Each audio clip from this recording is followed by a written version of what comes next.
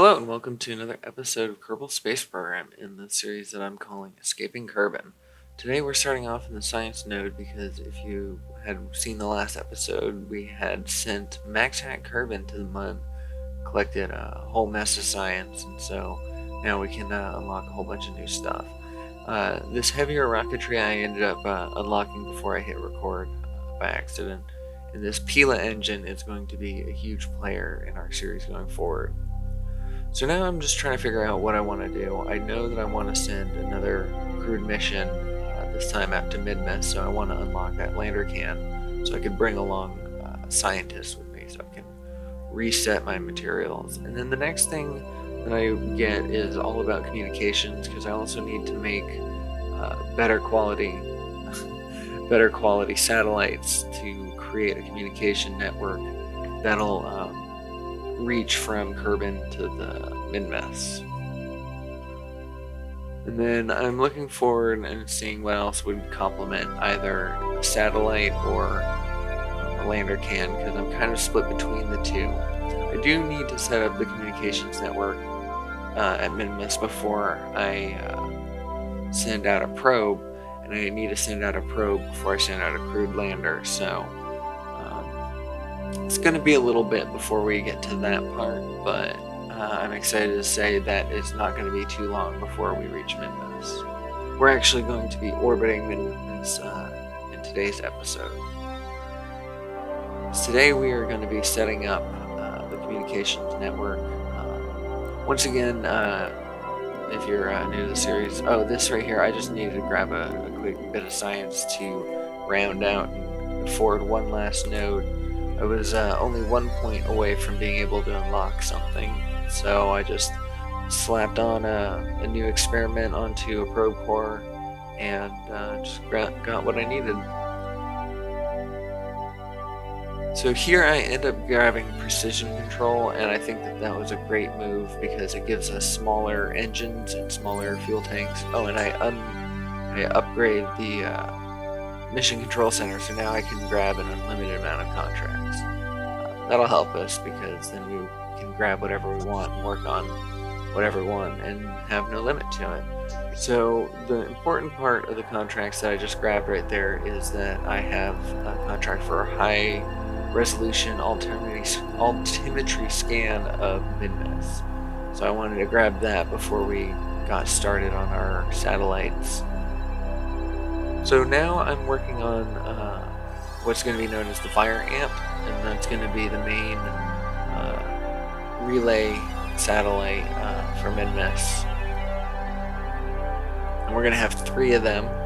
We don't need the 4 like we did Kerbin. We're going to do the 3 like we did the Mun. But these are going to be at a higher altitude because they have much better relay dishes. Those little silver ones in the middle have a much higher range. So I go ahead and stack 3 of them, and then I realize, I should probably set my action groups first and then resave it as a subassembly, so that way I don't have to do the action groups for every single one. So I just resave it, and then I go ahead and restack it. But then I realize I should probably auto strut this whole thing because it's going to be wobbly as we fly. So I go and once again I just restrut the satellite, which on its own is not really going to need. It's not really long or floppy. I don't think it has a high risk of breakage, but altogether it will have a lot. So now they're all auto strutted, and it should be able to fly fairly straight. If you don't know what I'm talking about, in the settings there's something called advanced tweakables. You can turn that on, and it gives one of the things that it does is it gives you the ability of strutting your vehicle without a physical strut part. It keeps everything stabilized. So now for the transfer stage, we are moving up to the larger tanks and the Poodle engine. It's just going to be better for us for this rocket design. I've tested this rocket design many times, this lifting stage, and so I know that it works, and for a certain payload size it'll be able to manage to get to anywhere I need it to get to. We do end up over-engineering this and having a good chunk of more fuel than we needed, but that's also because I have some secondary plans for satellites once they need to be decommissioned. So we needed to have a little bit of fuel so that way we can still control them even after they've been put into place. So yeah, so now I just give myself a little bit more fuel for that because I was just worried that I would run out before circularizing Minmus. Okay, so now what we're doing is we're going to take that fire ant satellite and we're going to throw on a high resolution and a low resolution altimetry scan. And then we're going to name this the Firefly ScanSat V3. And this one is not going to be in a set of 3. This is just going to be by itself. So we'll go ahead and put that into a little fairing. And then once again, the Poodle engine. A little bit of overkill, but we have the funds to handle it. We don't have to worry about scrimping. And you see, it's only $108,000 rocket altogether, so relatively cheap. So we're gonna go ahead and launch this one first, just to get something set up there before we launch the rest of them. So in case we run into communication problems, this one will be there first. And now with the Pila engine, gravity turns become a real breeze because they have a great thrust to weight ratio, and their gimbaling is quite impressive. So you have a lot of control with angling the rocket and keeping it straight. The Pila engine is from Ven's stock revamped parts mod, and ever since discovering the usage of the Pila engine, I haven't been able to pull myself away from that mod. We go ahead and decouple the engines and they explode behind us. Very nice. They always seem to take out those 2 wings for some reason. I think it's just because the tail fin wings are just a little too long, and when they drop they clip them, but usually by that point the wings aren't really necessary anymore. We're high enough in the altitude and we're going fast enough that we keep pretty steady. So now it's just a matter of, as per usual, deploy the fairing, deploy the satellite, all the different pieces, the solar panels, the communications, and then circularize our burn.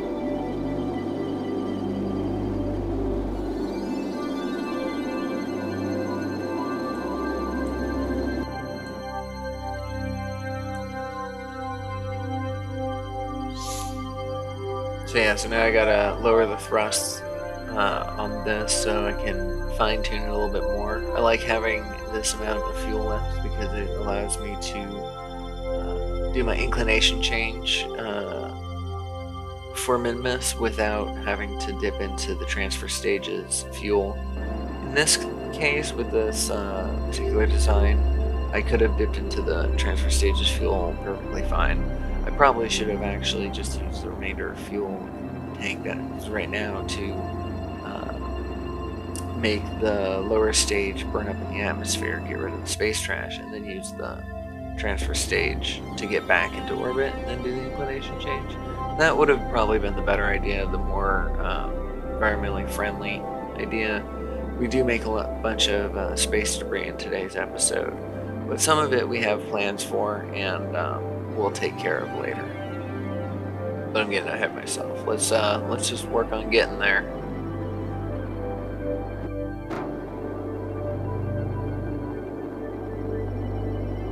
Yeah, so now it's just a matter of burning out towards Minmus. We're on a pretty decent plane. We do want to go polar though. So once we bring ourselves out there, we're going to work on a secondary maneuver a little bit there to kind of get us right. it's kind of funny, anytime that I want to come in polar, I always end up almost perfectly equatorial. So we ended up overshooting our target, so we're just flipping around retrograde a little bit, manually coming in.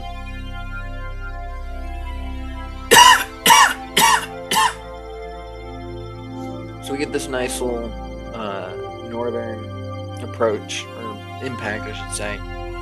So we go ahead and plot a maneuver and burn normally. Yes, plausibly. We burn towards the normal marker until we're about 1 million meters up. Or 495 kilometers up. The reason for this is because both of our scanning devices, their max height is 500 kilometers, so we just want to come just under that, so that way not only are we satisfying the scan, but we're also at a high enough at a high orbit, so that way our communications network has the best coverage possible.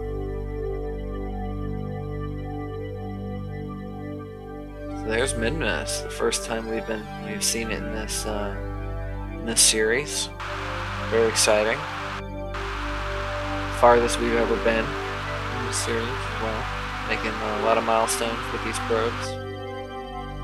So go ahead and circularize, but the orbit, because I ended up, I started with Flight Computer, but then it had an issue, so I did it manually. So the orbit didn't line up how I wanted it, so I'm going to have to come onto both sides and fix that.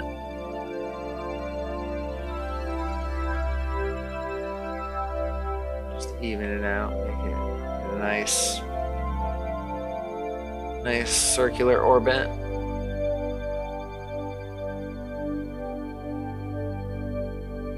We just have a tiny little burn, just enough to get us into place. The throttle is limited, obviously, for control.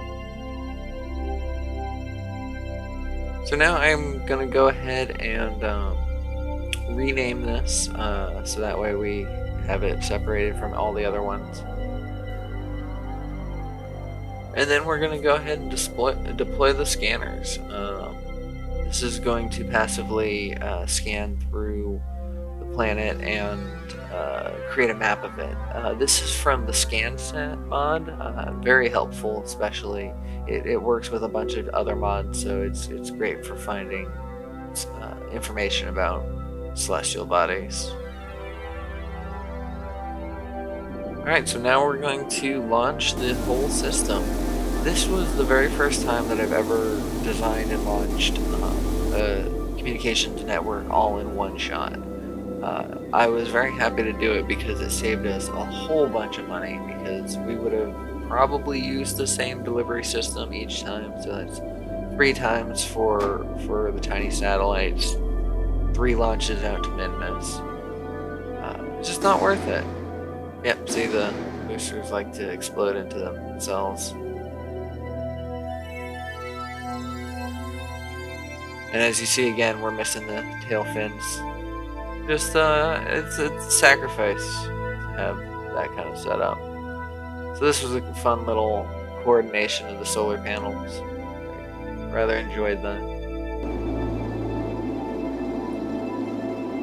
So once again, we circularize.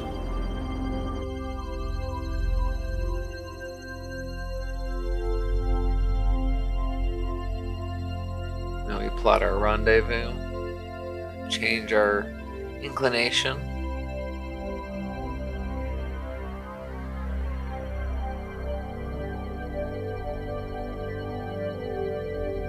Make it so it's 0.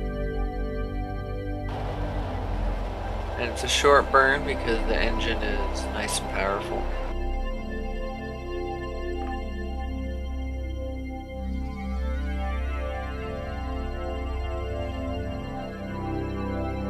And now we're just plotting our maneuver out to Minmus.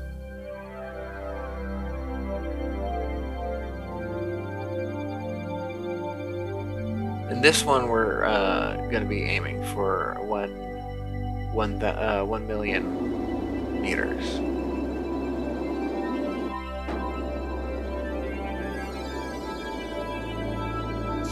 yeah, so now it's just burning out to Minmus. Taking the long way there, because it's worth it to be precise, so I don't mind tuning down the engine, the throttle, and just coming in precisely. Of course, Flight Computer didn't do that, so I had to do it manually once again.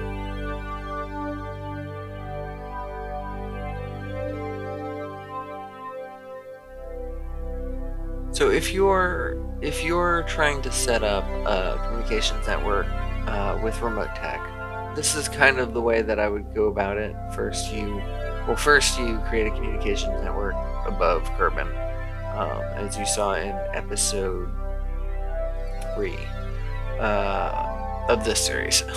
Episode 3 of this series. You set up a Kerbin, and then you try to set one up at the MUN when you have slightly better communication satellite dishes.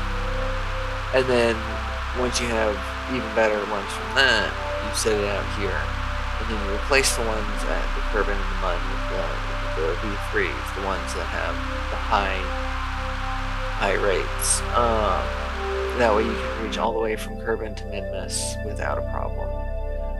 And so I actually, in doing this, I discovered that launching the 3 all at once was a lot easier than I had expected. I had known how to do it in theory, but I had never actually tried it. So for the first satellite, what we're going to do is we're going to just basically leave it. But we're going to, first we're going to rename it. Same name, we're just going to add in Min1 on this, so we know that it's the Minmus version of the Fireant V3, and we know that it's the first one in the network. So yeah, so we're just going to leave that in orbit. And so now what we're going to do is we're going to take the mothership, if you will, the main transport. We're going to lower our orbit on the periapsis side. We're going to keep the apoapsis the exact same, but we're going to just lower one side. And now we're just going to time warp until we separate ourselves out enough to make kind of like a triangle shape.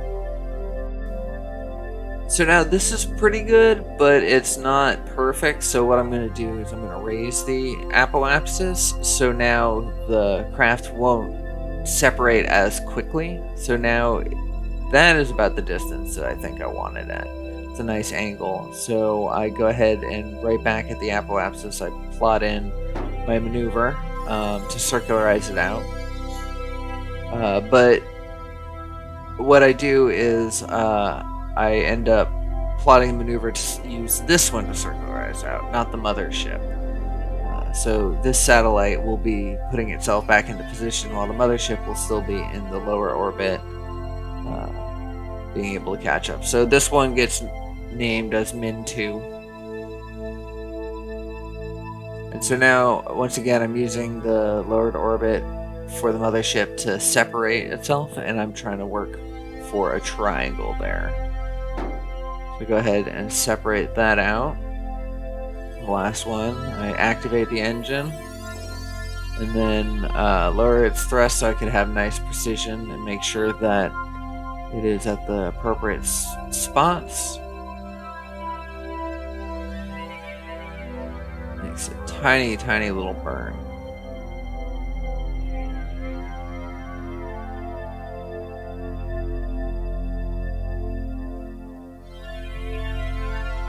Yep, see, now they're triangulated.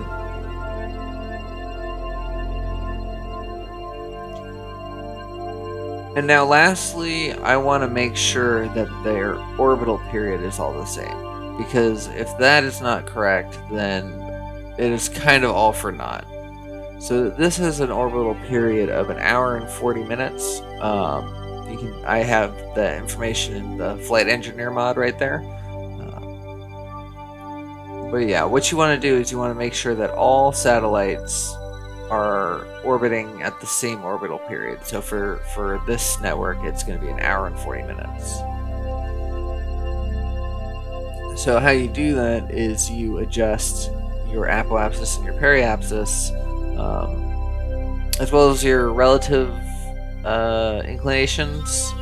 But for this episode I end up just doing the periapsis and the apoapsis, but you basically fine-tune it so that you're going the exact, the numbers are the exact for all 3 satellites. That's why if you can get the relative inclination the same as well, it's even better. But sometimes I don't think that that's absolutely necessary. I think you can have them at different inclinations as long as they're orbiting at the same speed. So yeah, so now I'm just going through and fine-tuning the orbits. And I'm mainly watching that orbital period number.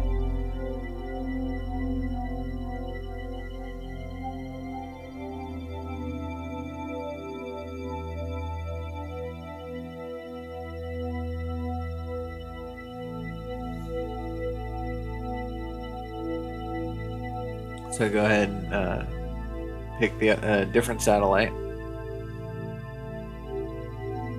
I only need to change 2 of them because I'm using the third one, or I guess the first one. I'm using the first one as my template, so that doesn't need to change at all. And so I only need to change the 2 of the satellites. I think I might actually, at one point, next time I load up the game, I think I might change their relative inclinations, because I think that would just further solidify that it's a fully functioning comms network.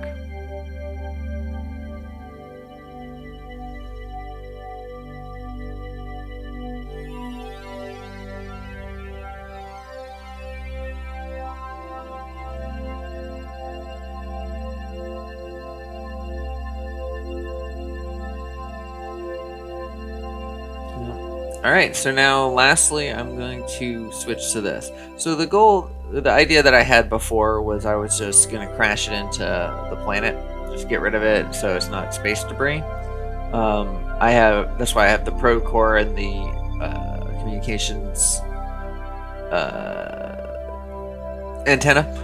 But then I realized I had a contract to land a probe on Minmus, and it didn't actually require a return trip. I didn't have to bring it back, which is good because I didn't want to bring this fuel tank back anyways. There's no way I can get it back onto Kerbin. So I decide, instead of just crashing it into the surface, I have enough control, and I now have a satellite network up in place, so I won't lose control, then I'm going to try to land it. I think that would be fun, instead of decommissioning it, which, would be pretty.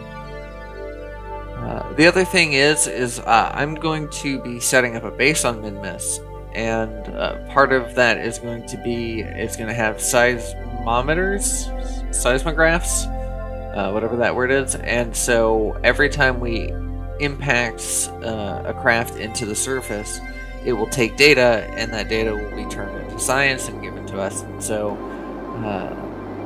we have plans to do that on both Kerbin and the Mun, and if all we do is get those experiments up there, we're going to do that because we have a lot of space trash to get rid of. But instead of making this the first bit, and especially since I don't have any seismometers on here, I'm just going to carefully park it down on its engine. And it still has a bunch of fuel, so if I ever want to recover this and do a refueling mission on something while I'm down on the surface of Minmus, it'll be here. It'll be here for us. So it was a much better idea to just put it down. And as you see, we completed that contract. Very exciting. But that is where I'm going to leave it. This was an exciting episode for me. I don't know if it was exciting to watch, but communication networks aren't always the most exciting. But being able to do it in a way that I've never done before successfully, especially after just having kind of like the theory of like, I think this will work, but I hadn't tried it, so I enjoyed that. So thank you so much for watching. If you like this, please give it a like, and I will see you in the next one. Take care.